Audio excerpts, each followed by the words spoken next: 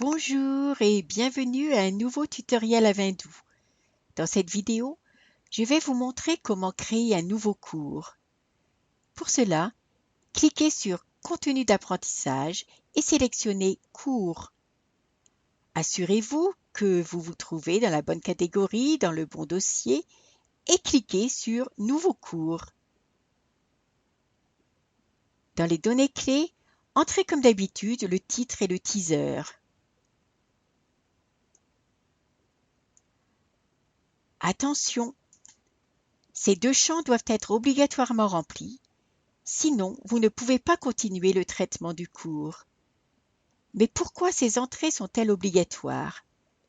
Ces deux textes sont affichés dans le catalogue et souvent dans le poste d'apprentissage, et les informations du teaser permettent de filtrer une éventuelle recherche ultérieure.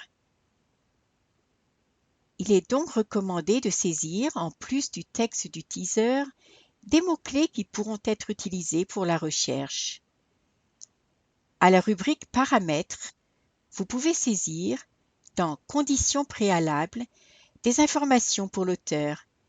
Elles ne seront affichées nulle part ailleurs et leur utilisation est facultative. Ceci s'applique également aux dépenses. Ici, vous pouvez définir les dépenses que vous avez faites pour la mise en pratique. Ces données peuvent aussi être utilisées pour le reporting. Le point suivant est très important, car dès que des certificats sont intégrés à un cours, donc qu'ils doivent être utilisés, il est recommandé de cocher le téléchargement dans le cadre du cours. En d'autres termes, l'apprenant, dès qu'il a atteint la certification, peut également télécharger son certificat. Sous Contenu du cours, vous pouvez maintenant faire glisser les objets d'apprentissage que vous désirez y intégrer. Je vais le faire maintenant par glisser-déposer avec un test de connaissance. Et je prends celui que nous avons créé auparavant. Je le sélectionne et puis j'enregistre le tout. Et vous voyez ici le cours. Dans la prévisualisation, j'accède directement au test de connaissance car c'est le seul élément sur le chemin d'apprentissage.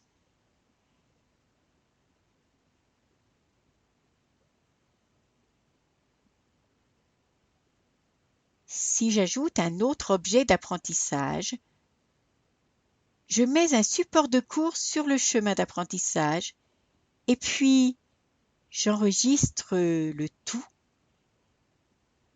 et je vais voir le résultat dans la prévisualisation. La page principale est automatiquement affichée.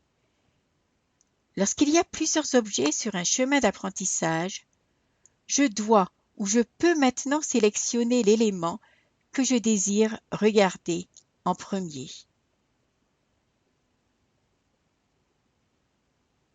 Venons-en maintenant aux possibilités de réglage pour les différents objets d'apprentissage. Par exemple, afficher en premier. Si je coche cette case dans un objet d'apprentissage, ce dernier est toujours affiché en premier, sans que la page principale du cours ne soit affichée auparavant. Ceci signifie que jusqu'à ce que cet objet soit réussi ou terminé, ce sera toujours le premier élément visible directement.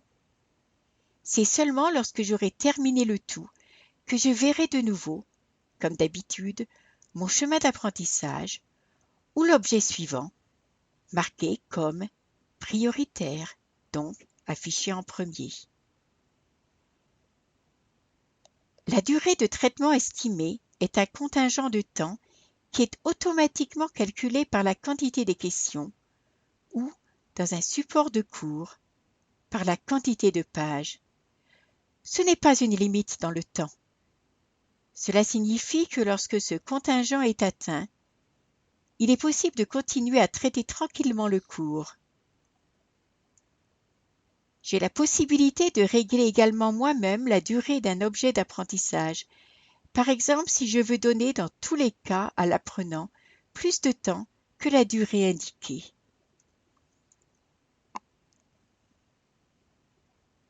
Le réglage volontaire ne se réfère qu'à l'objet d'apprentissage concerné et signifie qu'il ne faut pas obligatoirement traiter cet objet pour obtenir le statut terminé.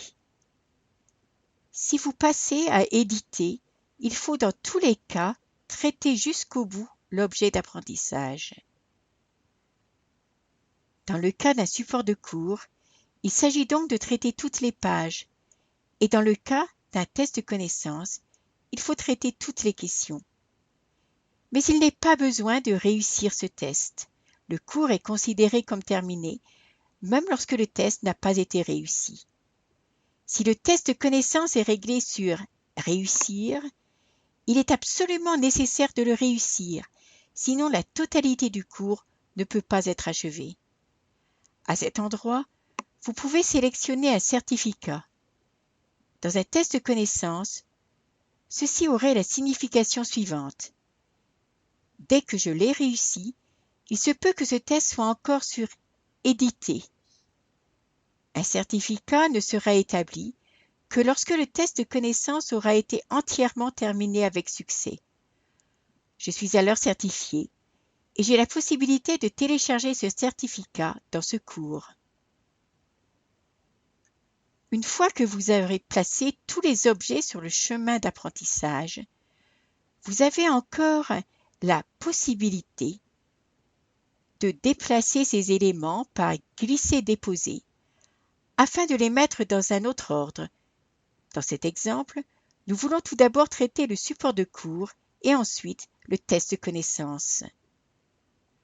Pour pouvoir vous occuper maintenant de la présentation de la page principale, vous devriez encore vous assurer que tous les éléments dans le bouton « Afficher en premier » sont bien décochés, à moins que vous ne désiriez explicitement ceci pour un objet d'apprentissage déterminé. Vous pouvez ensuite aller directement à la sélection de la page principale du cours.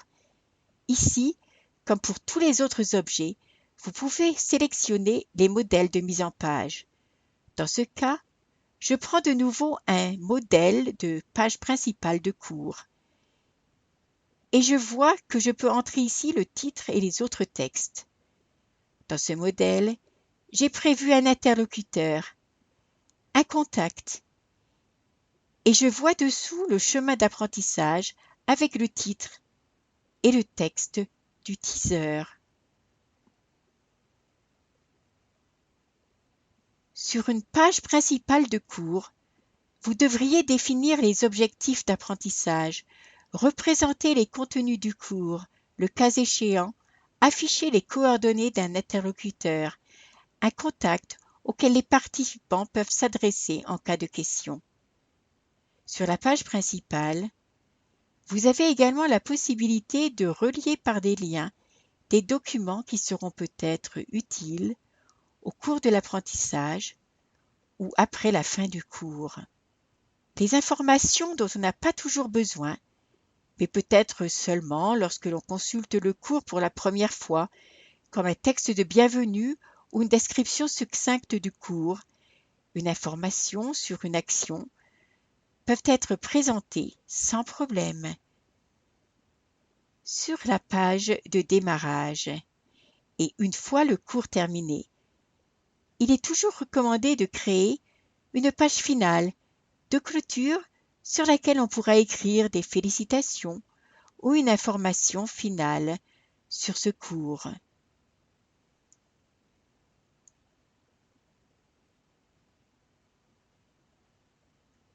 Enfin, sous l'onglet Galerie, vous avez encore la possibilité de créer une galerie pour ce cours, dans laquelle les utilisateurs pourront partager des images téléchargées. Enfin, n'oubliez pas d'enregistrer le cours et de vérifier, encore une fois dans la prévisualisation, comment il se présente. Dans cet exemple, vous n'avez pas créé la page de démarrage. Vous pouvez contrôler ici la page principale, voir si elle se présente correctement, et vous pouvez également vérifier la page finale. C'est tout pour aujourd'hui. Cela me ferait plaisir de vous accueillir à un nouveau tutoriel sur l'activation des cours dans Avindoux. À bientôt!